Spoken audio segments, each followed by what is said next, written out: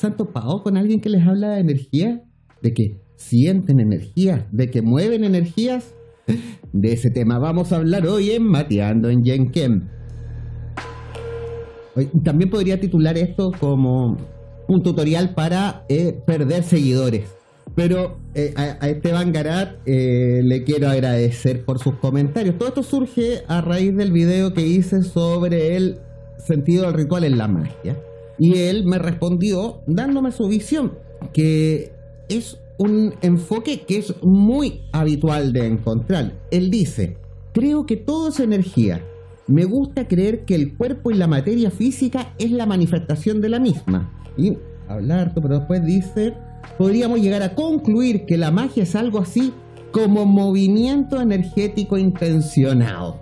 Este planteamiento es uno de los más habituales, comunes y difundidos hoy en día en el ámbito espiritual en general, no solo en el de la magia, donde todo se achaca a la energía.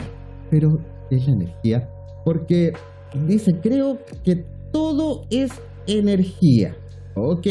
Y que hay manifestaciones de ella que serían el cuerpo y la materia. Entonces, ¿las manifestaciones son o no son la energía?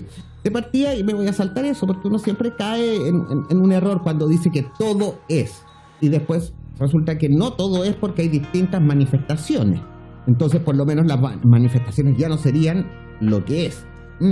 Y yo les quiero hacer una invitación, que yo sé que suena algo molesta.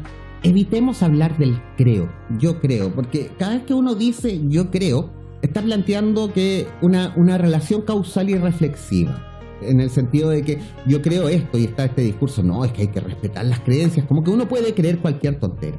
Yo siempre digo, tener creencias es como tener genitales, no es malo tenerlas, lo malo es andárselas mostrando al resto.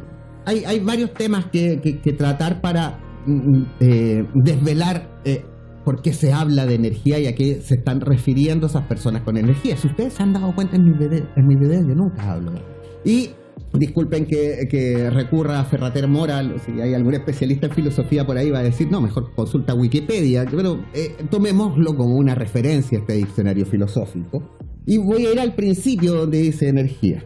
En el sentido moderno, la energía no es, como en Aristóteles, la actualidad, importante, lo opuesto a la potencia, a la posibilidad, sino más bien la fuerza.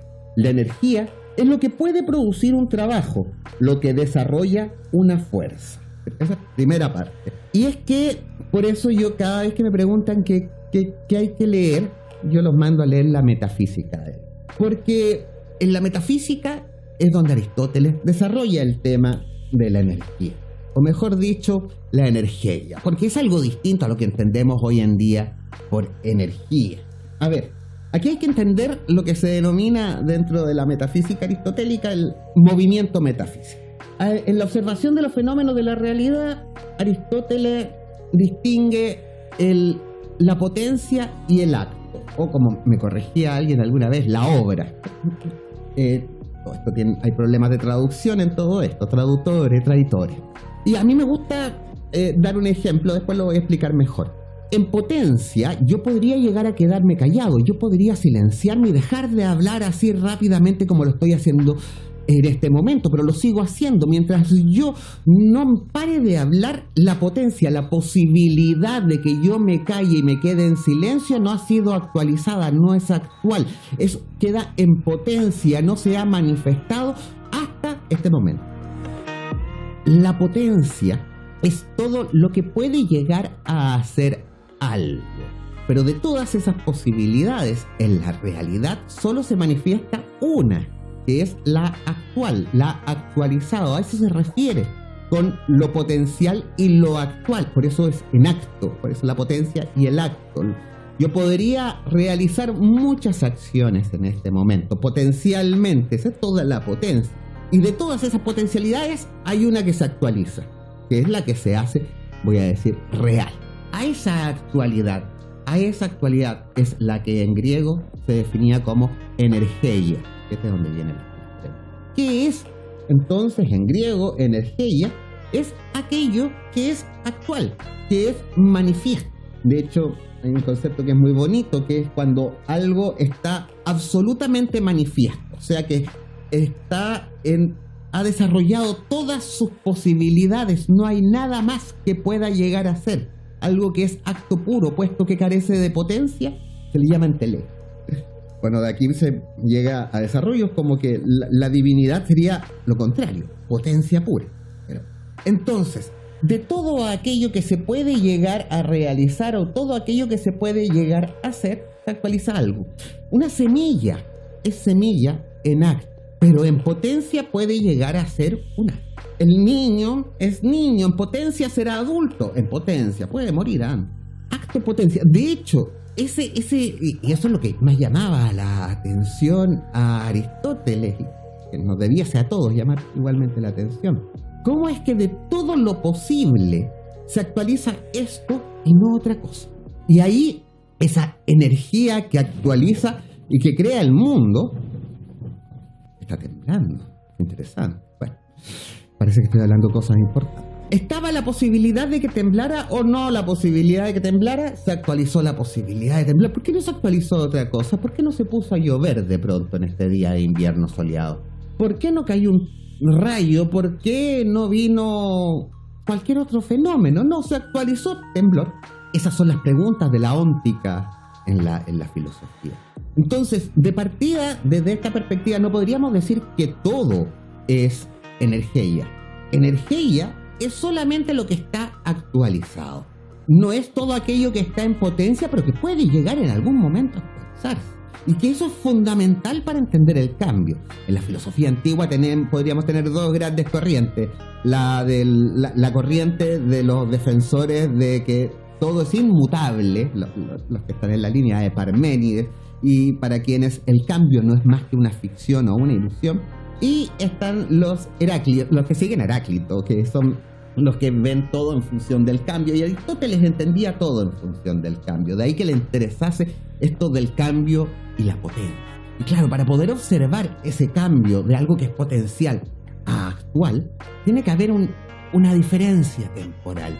Me gustaba mucho cuando hablaba, hace años, en una noche de juerga porteña, hablaba con un amigo físico, con Gustavo, y le decía, a ver, explícame en física, ¿qué es la energía?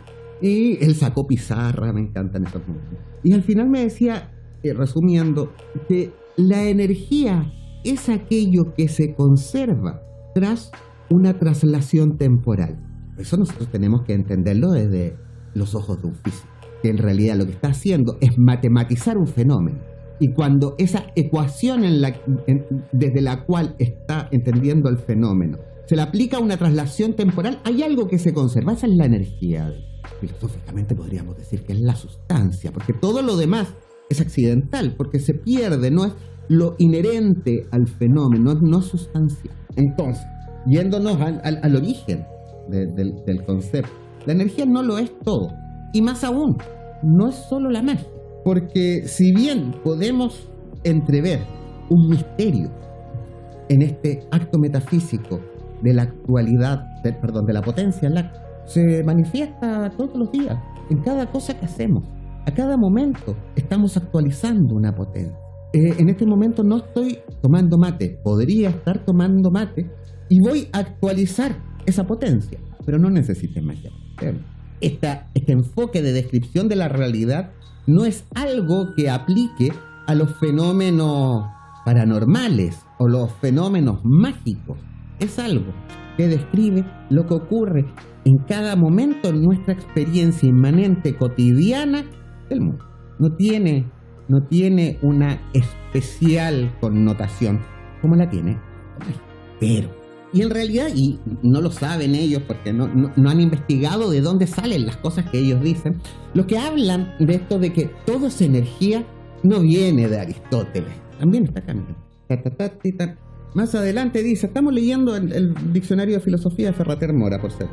También en energía, un poco más adelante dice, para Wilhelm Ostwald, en principios del 1900, la energía es el verdadero absoluto del universo, la sustancia cuyas transformaciones producen todos los fenómenos en todas sus especies.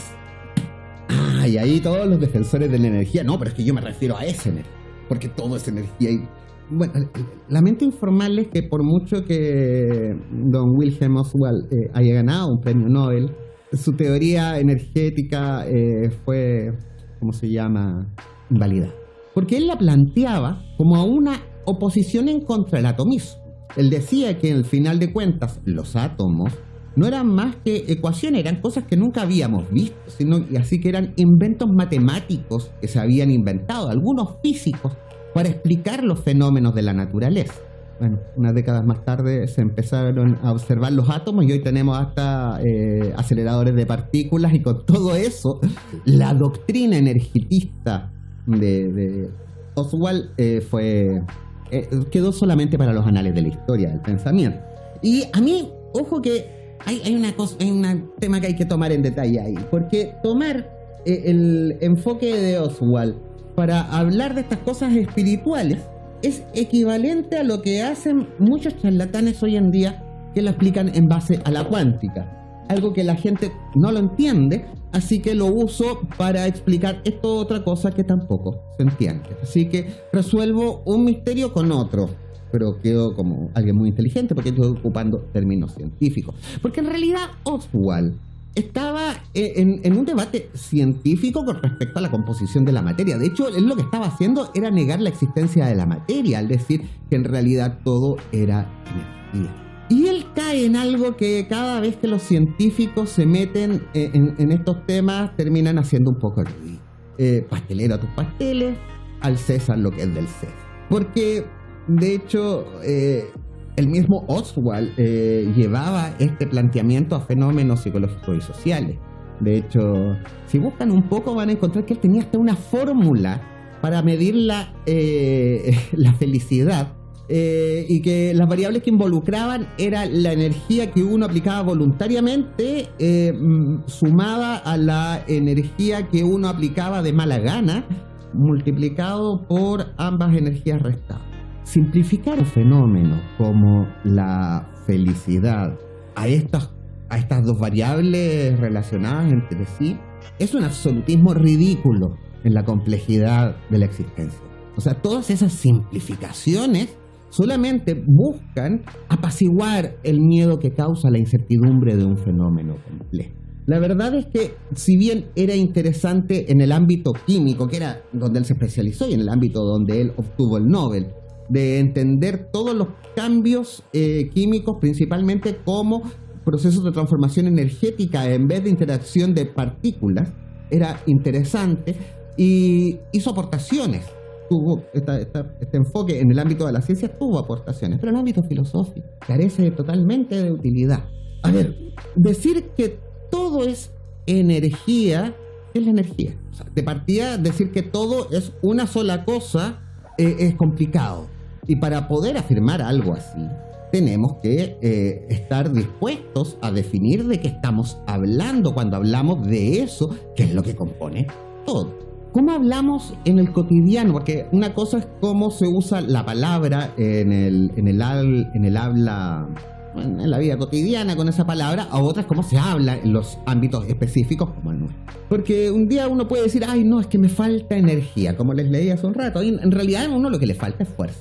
Y uno entiende también como que la energía a uno se le va acabando y que uno tiene que aplicar una cierta energía para que algo cambie. Este proceso de cambio en el tiempo que les hablaba Aristóteles, ¿no?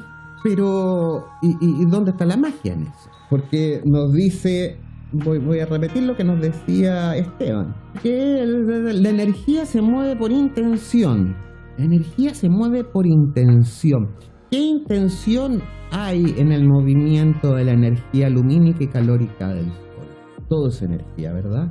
¿Cuál es la intención de los fenómenos que carecen de agente? Hay una intención detrás de la lluvia. Hay una intención detrás del temblor que acaba de ocurrir. No todos los fenómenos tienen esa agencia. Solo los fenómenos humanos. De hecho, uno en tanto persona observa en parte de su existencia o de su actuar intención. Hay muchas cosas que no las hacemos por intención, las hacemos por repetición o por inercia en cierta medida. Entonces, ¿la energía se mueve por intención? La energía se mueve, podríamos incluso preguntarnos. ¿O la energía y es el producto de un movimiento, de un cambio. La energía es aquello que nos permite entender que hubo un cambio, porque para que algo sea actual antes tiene que haber sido potencial. O sea, lo que se observa como actual es producto de un movimiento, de un cambio. No es que la energía produzca tal cosa. Decir que todo es energía no explica nada, no dice nada. Y decir que la magia, la magia es algo así como el movimiento energético intencionado. En este sentido, todos nuestros movimientos humanos energéticos son todo lo que se nos antoje hacer energía en ese sentido. No solo la magia. Esa definición para caracterizar un tipo de acto, un tipo de fenómeno, corresponde a cualquier fenómeno observable. ¿Qué hay de mágico en él? ¿Dónde está la magia? De hecho, más adelante nos va a decir Esteban que el ritual es una suerte de operacionalización para encauzar la energía hacia nuestra intención, hacia lo que queremos. Me vas a disculpar, Esteban, pero eso no es un ritual. Eso es un conjuro, eso es un hechizo. Estás definiendo el acto mágico como lo hacía Fraser a finales del 1800, de una forma muy despectiva con respecto a nuestro actual. En el sentido de esa mecánica paralela e irracional. Pero eso no es un ritual, eso es un hechizo, eso es un conjuro, es un acto simbólico para que se manifieste algo que no quieres aplicar la fuerza que tú sabes que tienes que aplicar para que ocurra. La energía entendida como aquello que compone la sustancia.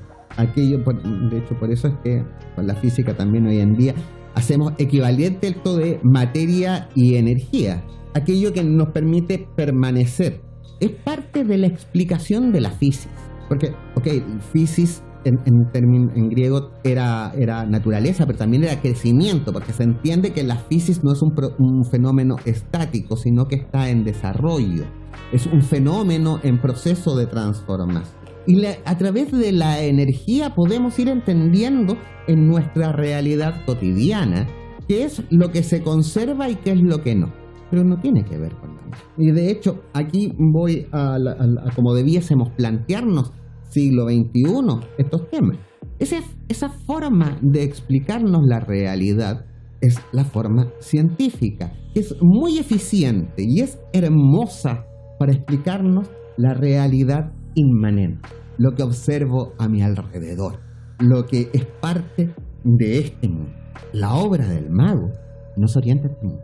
Nosotros vamos más.